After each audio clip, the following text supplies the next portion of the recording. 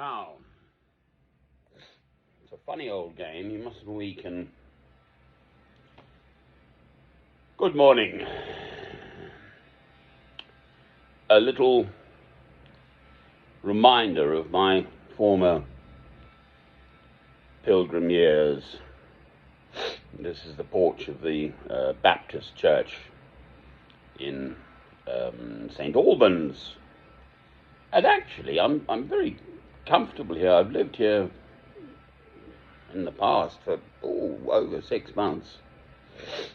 I know the groundmen here and one or two people at the church, and they more or less made me welcome. Not the minister, mind you. He never spoke to me. I don't know why. How sad. It's out of the rain. It's off the main road, so someone would have to come from the road. There's a pub just up the hill.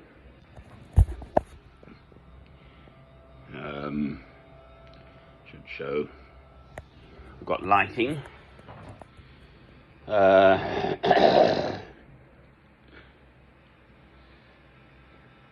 They'd have to come off the road into the church premises. There's a car park in front of me, up some stairs, and then get at me. So in that regard, it's relatively safe. A, I'd hear them coming, and B, would they come all that way, or the other way round, actually. Anyway.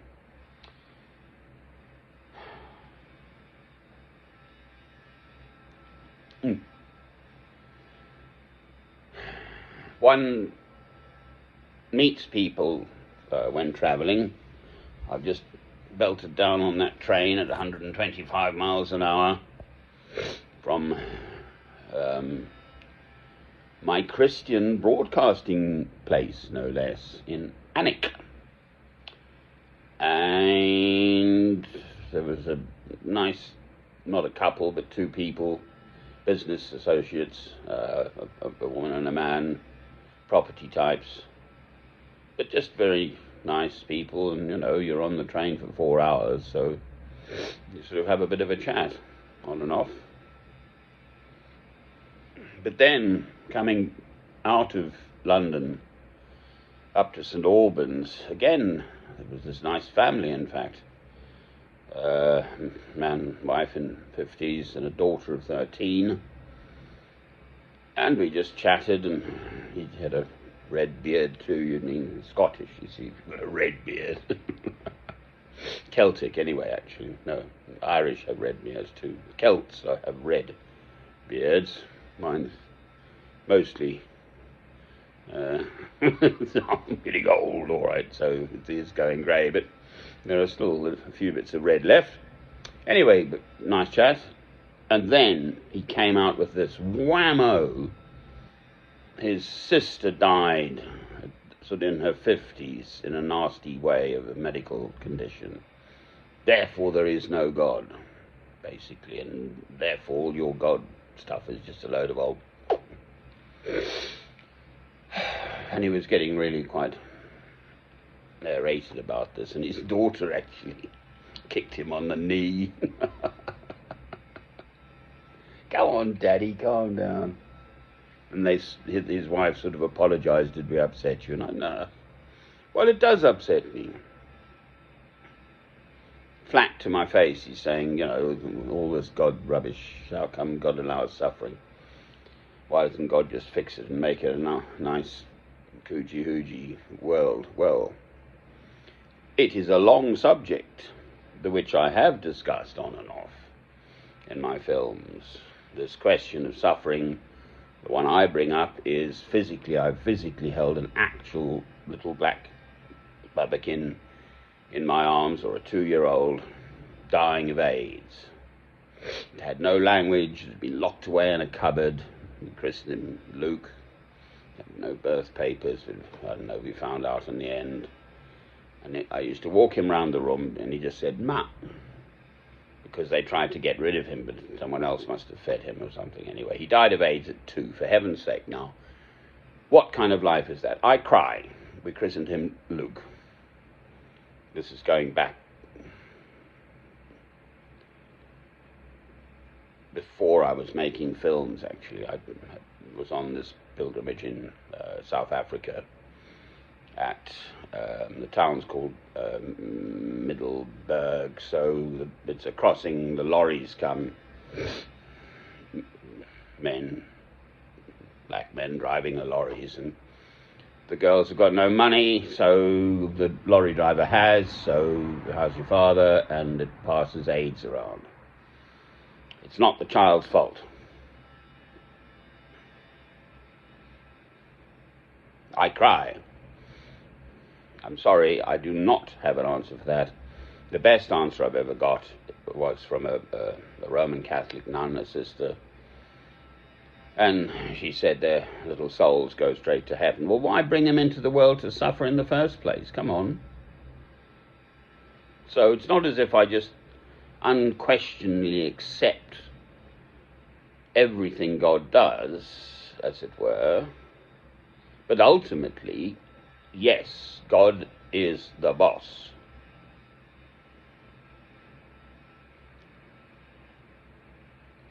I mean, the other one that's absolutely stuck with me is that little youngster of 9-year-old in England, I think up sort of by Stockport or Manchester, up there. He was struck by a thunderbolt, a 9-year-old playing football, and he died.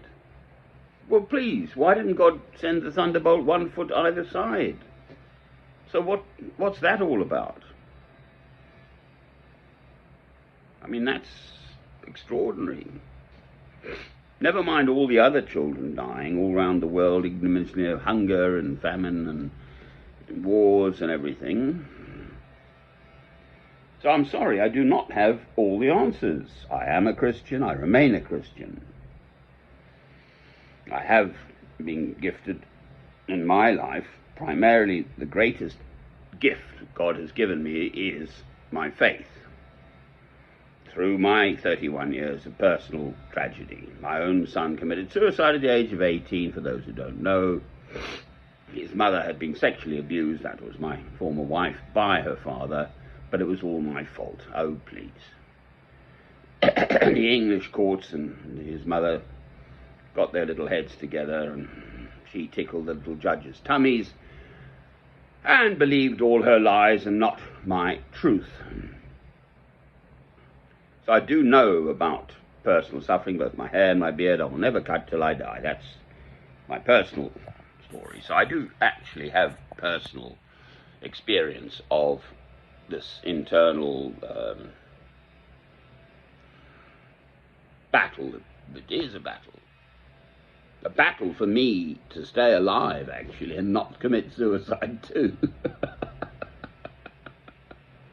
I'm just too stubborn. I'm 64 years old now, and I am still here to tell the tale to anyone who has ears to hear and eyes to see. But not just about my stuff.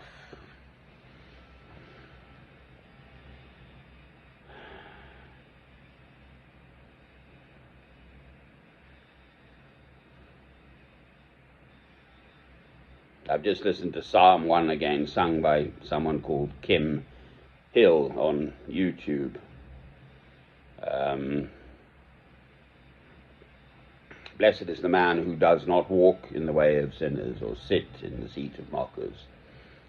Anyway, I've just read it in.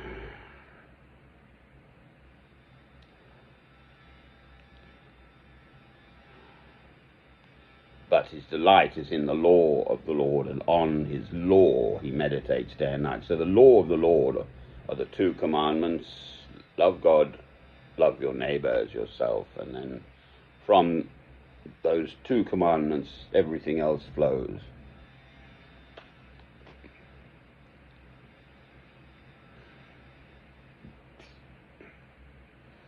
I think it's about 2 a.m.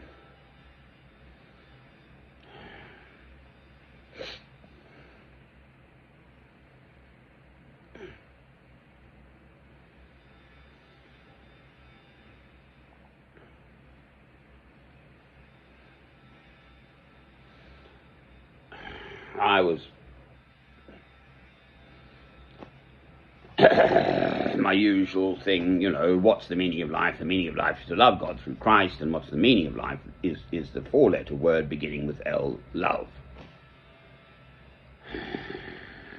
And he got really quite upset, this chap, and I'm afraid I left my parting words to them were, don't let sort of bitterness engulf your soul, or something like that.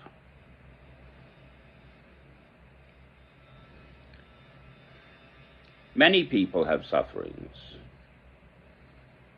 lost members of their families in awful ways, and many things. I'm blessed. My perspective is that actually suffering in this world is a blessing from God, because it's his way of teaching you things you would not otherwise learn. That's my take on suffering, to me, myself personally. So whatever God gives me, it's because he wants to teach me more about truly what a human being is capable of being. And without that suffering, you wouldn't sort of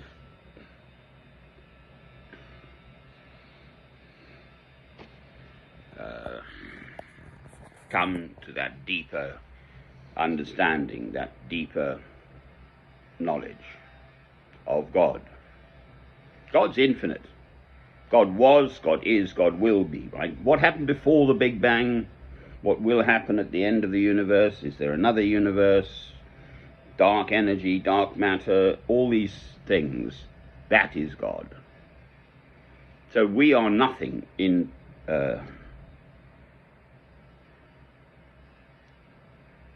perspective in relation to God. We human beings, this little earth is nothing.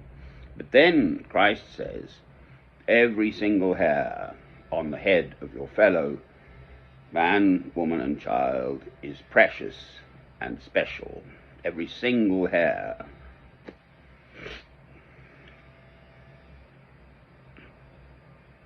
That means every single human soul is precious and special in God's eye. And for me, that is from conception. That's when the sperm hits the egg. It divides into 4 cells. Therein is God. That is a human being. So almost exclusively never abortion. There are certain exceptions, possibly. What's the loving thing? Would the mother die? And the other one is rape. But otherwise, no abortion. There are 73 million, apparently, because I've just looked it up recently, abortions were in the year 2019.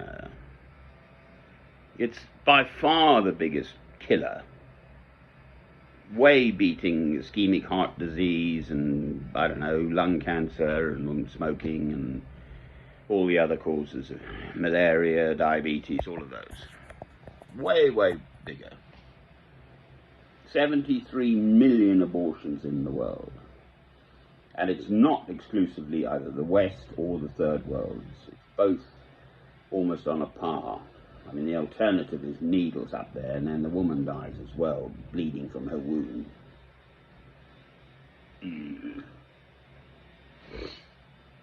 Right.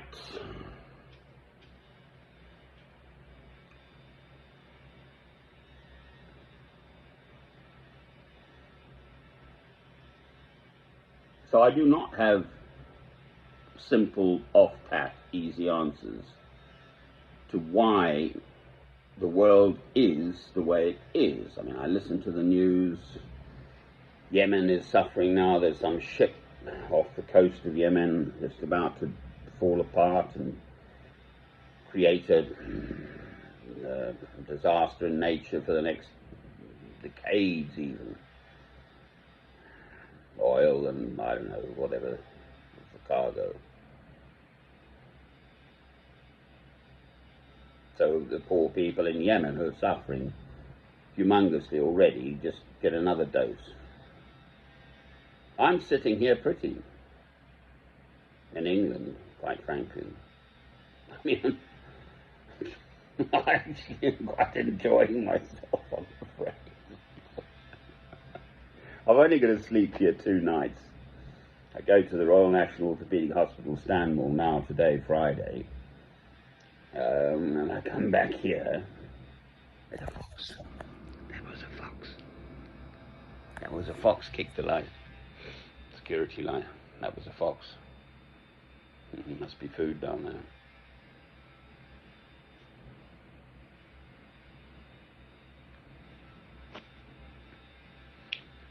So tonight and tomorrow tonight, Friday night, and then I'm back up to my Christian place in Alnwick, Northumbria on Saturday. So I'm basically in material well-being and longing to try to bring this light of Christ to shine in the dark world in which I live, etc., etc. All right. I managed to come round to a happy thought. Oh. Look at my big window. And it's warm and dry. I think there's rain forecast for the morning, but I've got a good coat and so on, so